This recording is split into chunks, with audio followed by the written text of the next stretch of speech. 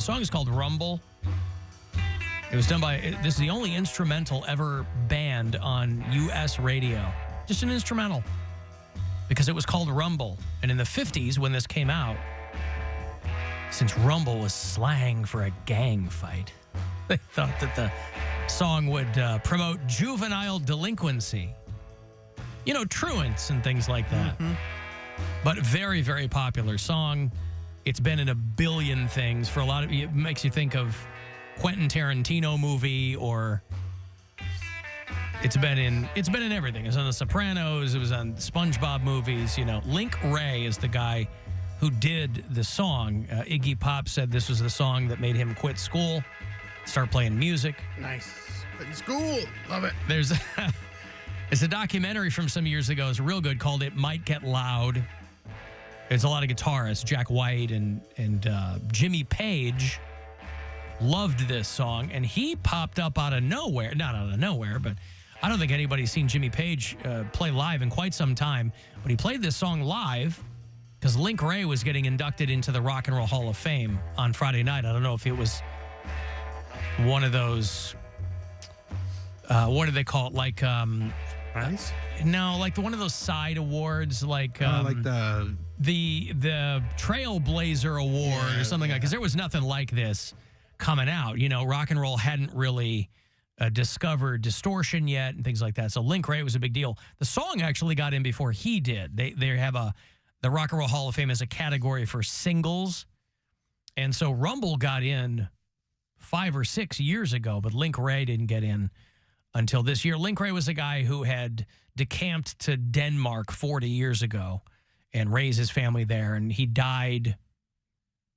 I mean, Link Wray's probably been dead for a while now, but he died in Copenhagen and scattered his ashes, so he hadn't been here in a long time. But Jimmy Page popped up if you watched any of the Rock Hall inductions, and if you didn't see him live, you're not going to be able to see him until after the first of the year, because Disney Plus streamed it live, but they didn't like keep it up. Keep it up. Yeah, don't keep it up. So if you saw any of it live, it was kind of interesting.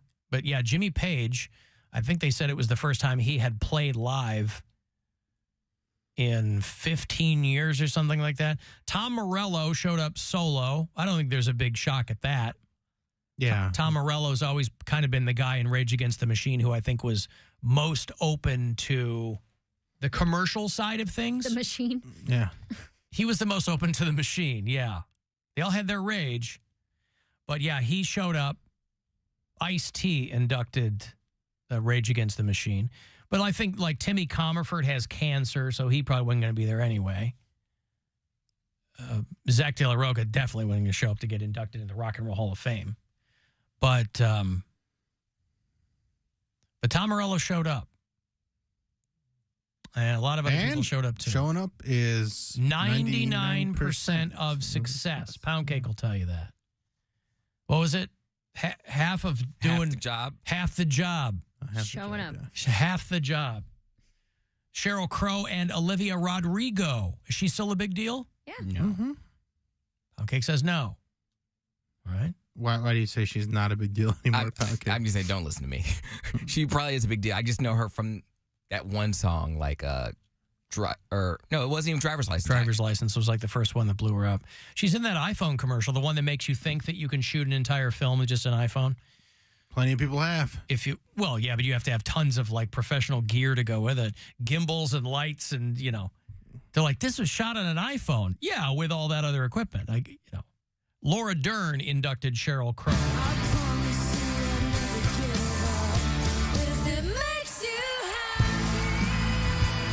Oh, boy, they're going crazy. I bet Olivia Rodrigo learned that song Wednesday. I love that song. It's a good song. It's a great song. But yeah, they streamed it live and unedited over there on Disney Plus. And it used to be in years past, HBO would chop it way down and show it. And they're not doing it anymore because they're different companies. So Disney won't show it again until New Year's Day. They're going to do a 2-hour special on ABC. So this new age of corporate synergy is going to get real annoying real quick because you're going to have to subscribe to everything just to see stuff. Peter Frampton and Stevie Nicks got up there with Sheryl Crow. They had a big all-star jam for George Michael. He got inducted into the Rock and Roll Hall of Fame. Carrie Underwood, Adam Levine, and Miguel. You know who Miguel is, Poundcake? I do. Adorn You. Adorn You is his song? That's the name of the song.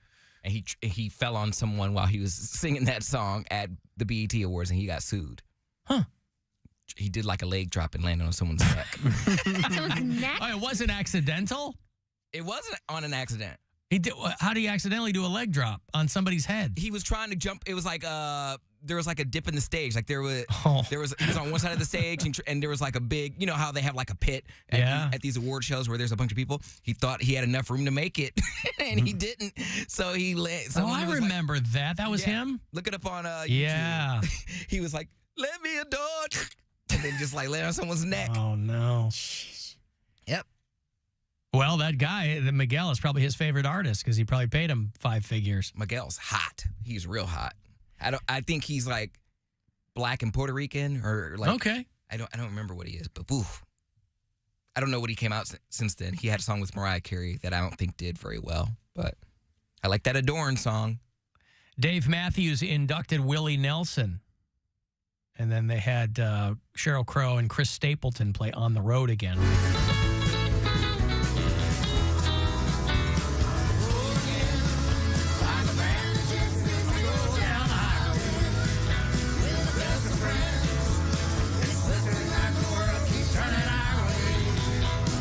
I was reading a thing this morning that Chris Stapleton is that rare artist that everybody can agree on. No matter what you like, everybody seems to love Chris Stapleton. A likable guy. I mean, I don't know anything about the guy, but his music certainly seems to be something that scratches a lot of people where they itch. He also writes for everyone. Right. Well, that was kind of part of this article. They're like, what took this guy so long? He's been writing hit songs for people forever. For 15, 20 years. Yeah. I think it's a lot, and I don't know this because I don't work in the industry like that, but I imagine it has something to do with how they are going to pitch you, like your image. And he probably didn't look, he had to be in country music because of his voice and like the way he looked. Was he only writing country songs when he was writing No, he's writing pop songs. And yeah. It was the same thing with like Ed Sheeran. Ed Sheeran wanted to come out as a rapper, but they didn't. He said that they didn't take a redhead, a ginger kid from Britain as like serious as a rapper in the States. So he had to come out as a pop star. Yeah, but I mean, you can't do that unless you have an amazing voice, which he does. They can't just go, we're going to make you a pop star. I mean, Ed Sheeran can sing his ass off. Yeah, but he wanted to be rap. No, I know. I'm just saying that you might have a kid who wants to be a rapper, but he also can't sing. Well, that's what I'm saying. With Chris that's not going to Stapleton, go anywhere. And Chris Stapleton, if he was writing pop songs, he doesn't have a poppy voice. No, I don't think he wanted to be a pop star. He was right. You make a ton of money writing songs for other people. That's how a lot of these guys like make a living. Lee Bryce is another one. Sia for a long time. Sia, you'd never heard of this woman. Finally they go, well, I want to do some of my own songs. Yeah, she wrote for Beyonce. Yeah. Lady Gaga wrote for Britney Spears. And then she got plastic surgery and she took that dumb wig off her face. She's like, surprise, I'm 55. Jimmy Page, though, was the surprise guest on Friday for that Link Ray bit.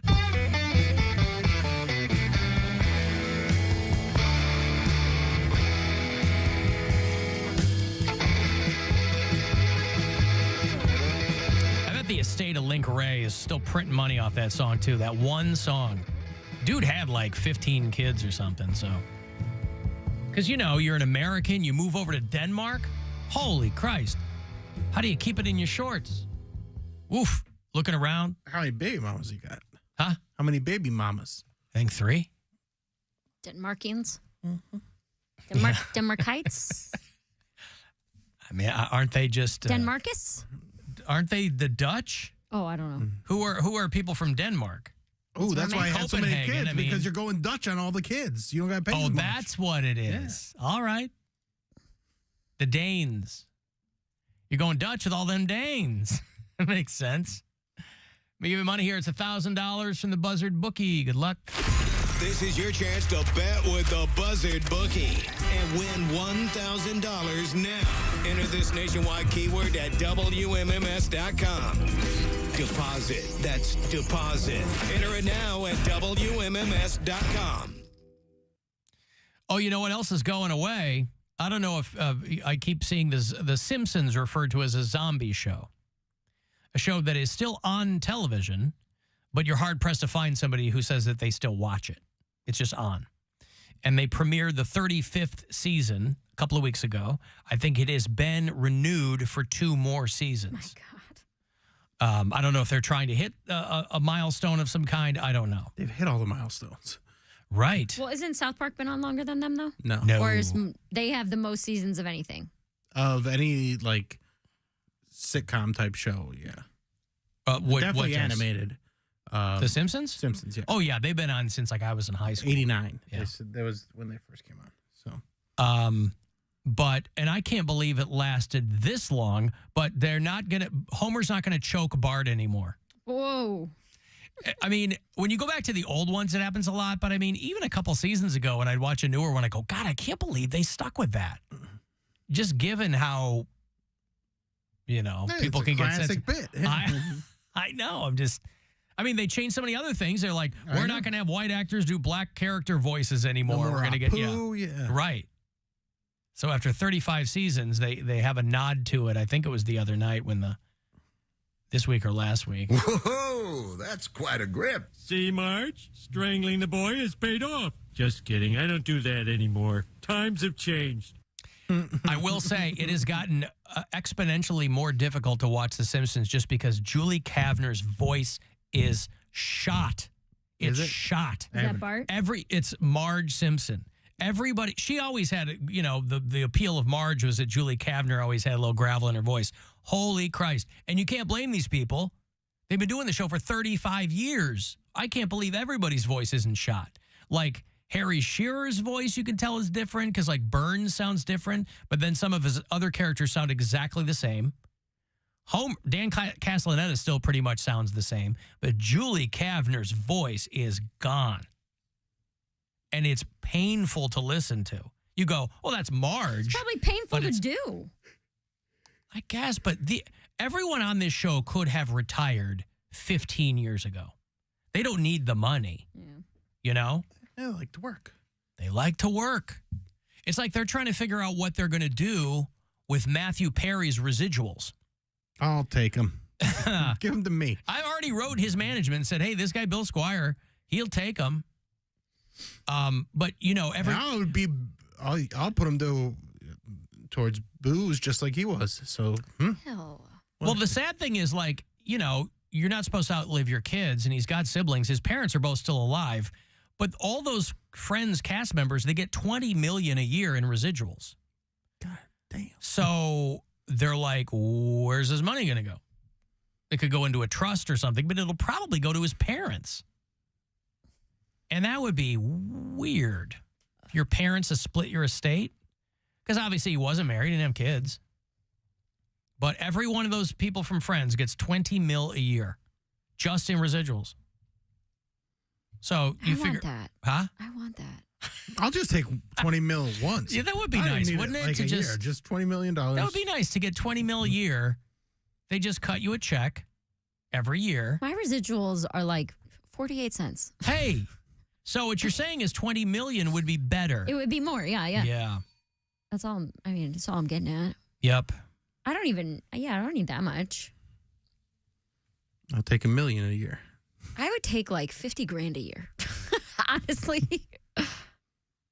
So they're still waiting for the in-depth toxicology test on Matthew Perry. They say that he didn't have fentanyl or meth in his system, but obviously those weren't his problem. The prescription drugs were his problem.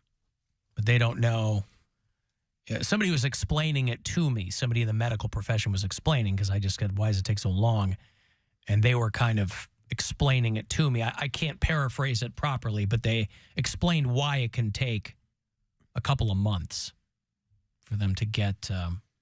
But I mean, they don't know. They don't know yet if he had a will or anything like that. You think that a guy that was in the state he was for a long time might have had the presence of mind to put one together just in case something happened. As Poundcake would say, of sound and mind. And so one of his close friends, the woman who was with him the day before he died, she swears up and down he did not relapse. She's like, everybody is speculating that's what this was. And they're like, it was nothing like that. He was clean and sober and was perfectly normal when we had lunch. You know, if you spend enough time with somebody, you can kind of start to see the signs. And this woman, this friend of his, is adamant about the fact that that's not what this was. But she also wasn't with him when it happened. She wasn't. I think, I mean. It could have been suicide. The initial thing was that he may have just had a heart attack in the hot tub and drowned. If he had like low blood pressure or something, that Don't can know. happen in hot tubs. Yeah, I don't know. Or, But I mean, man, you know everybody on this guy's management team is going to want a piece of that money. That's the worst part, is like if his parents have to fight other people for it. it's Ugh, sad. gross. Maybe he was addicted to a diuretic, and that's why he had the low blood pressure. But you said he was Addicted to a diuretic. Yeah, like you said, prescription drugs. Yeah. For his problem. Yeah. That's a prescription drug. Which is? Diuretics. So, okay. He couldn't pee, or he wanted to pee a lot? Yeah, I don't know. I mean, you just said he was addicted to drugs. I don't know what he wanted. I don't know what he's getting out of it. Right. Where do the diuretics come in? You said he was addicted. I'm just He saying. Yeah. So maybe that like. But he was part of it. he was addicted to painkillers. Okay, well then you didn't say that. You said prescription drugs. Doesn't everybody know the Matthew Perry story by now? I mean, like this guy, when Friends was on the air, the guy was addicted to painkillers. I just assumed it was kind of as written already, that people know the Matthew Perry story. If you watch Friends reruns, when he's skinny, he's on pills. When he's fat Chandler, or chubby Chandler, he is sober. Oh, yeah, okay. because he was hitting the fridge. And some of those he's painfully thin. In those seasons where they were like telling him he had to get help. Oof. But yeah, Mary, $20 million a year would be pretty nice. I would like it. For doing nothing. Dude. Right? I've tried to explain to Brian 100 times that getting paid to do nothing is the best thing on the planet. That there is... Doesn't it get boring? Nothing better. No. Oh. There is Not nothing if you're getting better. If enough. you're getting money to sit, God, that's good. It just shows up. It just shows up. You're getting paid to do the opposite of standing. God. Amazing. Yes. Opposite of running around. Yes. Pay me It to do is. the opposite of standing. All right, well. Sirim, Sirim is the opposite of standing. Sitting is the opposite of running around. And sitting is a wonderful thing to do because you sitting. Sitting is the opposite of standing on your head. Sitting is the opposite of hanging from a barbell. Sitting is a wonderful thing. Hanging from a barbell. Not a Bible. I've got to take a break. If you want to get a text, 35192. We'll be back. It's the Alan Cox Show on 100.7 WMMS. And everywhere you go on our free iHeartRadio app. Rover